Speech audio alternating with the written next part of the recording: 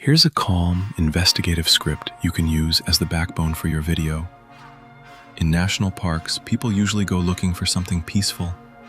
A hike, a view, a quiet reset from everyday life. But sometimes they never come back. And when that happens inside a vast wilderness, the silence can be almost as unsettling as the disappearance itself. This is the story of one of those cases. Paul Braxton Fugate, a 41-year-old National Park Service ranger who vanished from Chiricahua National Monument in Arizona on January 13, 1980. He wasn't a tourist passing through. He worked there. He knew the land, the trails, the terrain, and the rhythms of the park. That makes what happened to him even harder to understand. 1.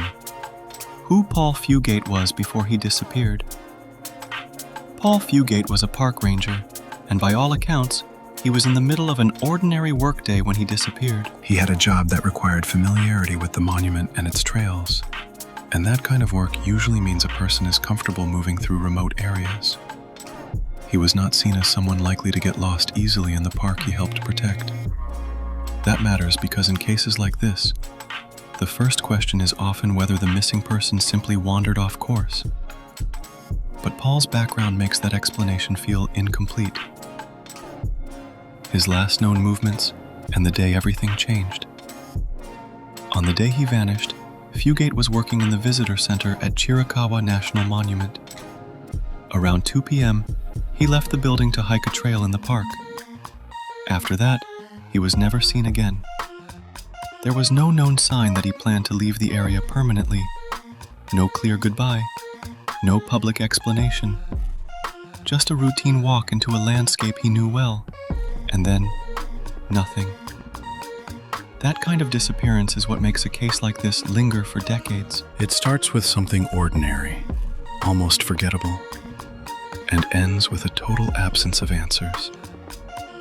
3. What was discovered and how the case unfolded. Once Fugate was reported missing, search teams launched extensive efforts to find him.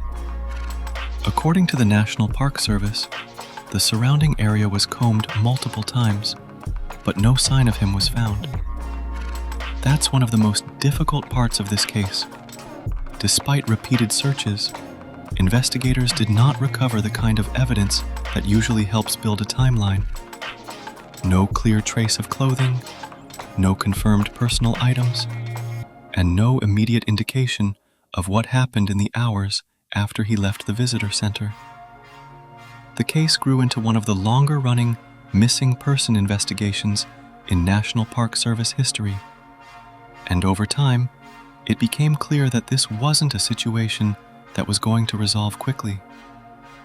When a case is search-heavy at the beginning and evidence light afterward, it can stall almost immediately. 4. The investigation, obstacles, and why it went cold. The biggest obstacle in Fugate's disappearance was the absence of physical evidence. Search teams worked the area, but the park's terrain made certainty difficult, and repeated searches still produced no breakthrough. Investigators also suspected foul play early in the case, which means they were not treating it as a simple wilderness accident. That's an important detail, because it suggests authorities believed there was more here than someone getting disoriented on a trail. But suspicion alone is not enough to solve a case. Without witnesses, recovered evidence, or a confirmed final route, a disappearance can quickly become cold. Over time, the original leads dried up. The National Park Service later described the case as open, with renewed public appeals for information and a reward attached to the investigation. That tells you something important. Even after decades, authorities still do not have the missing piece that would explain where he went or what happened. 5. The case status today and what remains unknown. Today, Paul Fugate's disappearance remains unresolved. His case is still open, and the National Park Service continues to treat it as a cold case with no clear resolution. What remains unknown is enormous. No one has publicly established exactly where he went after leaving the visitor center. No one has definitively explained whether he encountered an accident, a crime, or something else entirely. And despite the passage of many years, investigators still have not located him. That is what makes national park disappearances so haunting.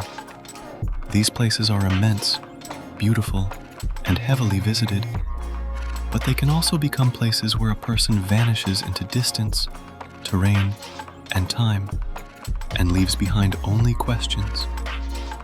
Paul Fugate is one of the people at the center of that mystery. And when you look at a case like this, the hardest part is not just that answers are missing. It's that his life before the disappearance was ordinary, recognizable, and real. He was a person with a job, a routine, and a day that should have ended like any other. Instead, he walked out for a hike, and history lost track of him. So what do you think is the most unsettling part of these national park disappearances? The vast terrain, the lack of evidence, or how quickly a normal day can turn into a mystery that lasts for decades? If you want, I can also turn this into a full 10-case YouTube script with transitions between each disappearance, a single-case expanded script with a stronger Mr. Ballin-style opener, or a voiceover-ready version with pauses, emphasis, and spoken pacing built in.